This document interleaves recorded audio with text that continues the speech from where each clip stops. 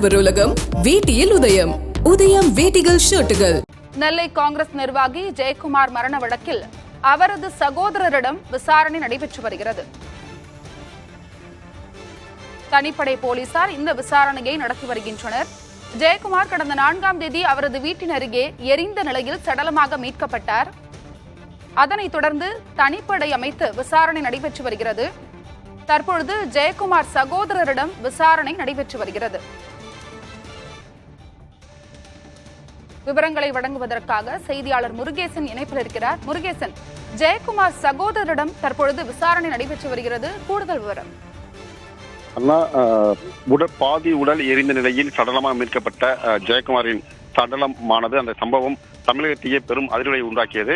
அது கொலையா தற்கொலையா என்ற ரீதியில் விசாரணை மேற்கொண்ட நிலையில் அது கொலைக்கான காரணங்கள் ஆதாரங்கள் கிடைத்த நிலையில் தற்போது கொலை என்ற ரீதியில் தொடர்ந்து விசாரணை மேற்கொண்டார்கள். குறிப்பாக இந்த வழக்கு தொடர்பாக 9 தனிப்படை போலீசார் அமைக்கப்பட்ட டிஎஸ்பிகள் தலைமையில் 9 தனிப்படை போலீசார் தீவிரமாக விசாரணை மேற்கொண்டு வருகிறார்கள். இந்த கொலையுண்ட சமயத்தில் குடும்ப உறுப்பினர்களிடம் மற்றும் சகோதரரிடம் விசாரணை மேற்கொண்ட பிறகு தற்போது கொலையான சம்பவம் தொடர்பாக ஏற்கனவே ஜெயக்குமார் தனது அவர் ஒரு மரண வாக்கு மூலமாக ஒரு கடிதம் எழுதினார். அந்த கடிதத்தில் 36 பெயர்கள் குறிப்பிட்டிருந்தார். அதில் 30 பேருக்கு சம்மனம் பெற்று போலீசார் அவர்களிடம் விசாரணை நடத்தி வந்தார்கள். இதைத் தொடர்ந்து ஜெயக்குமாரின் ஒரு மனைவி, மகள்கள், ஒரு மருமகன் மற்றும் உற்றார் உறவினர்கள், நண்பர்கள், தொழில் ரீதியாக உள்ளவர்கள் என கண்டறியப்பட்டு அவர்களிடம் கிட்டத்தட்ட 100க்கும் மேற்பட்டவருடன் தொடர்ந்து விசாரணை மேற்கொண்டு வருகிறார்கள். நேற்றைய தினம் ஒரு புகைப்படங்கள், வீடியோக்கள் வெளியானது.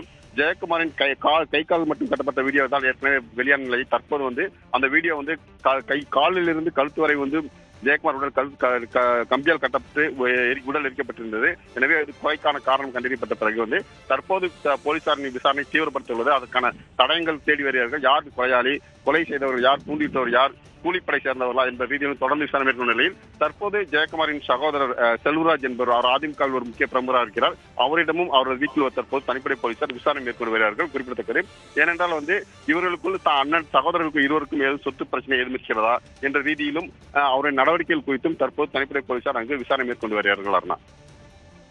ஏற்கனவே ஜெயக்குமாரின் குடும்பத்தாரிடம் விசாரணை நடைபெற்றது. தற்பொழுது ஜெயக்குமாருடைய சகோதரரிடம் விசாரணை நடைபெற்று வருகிறது. உங்களுடைய விவரங்களுக்கும் நன்றி முருகேசன்.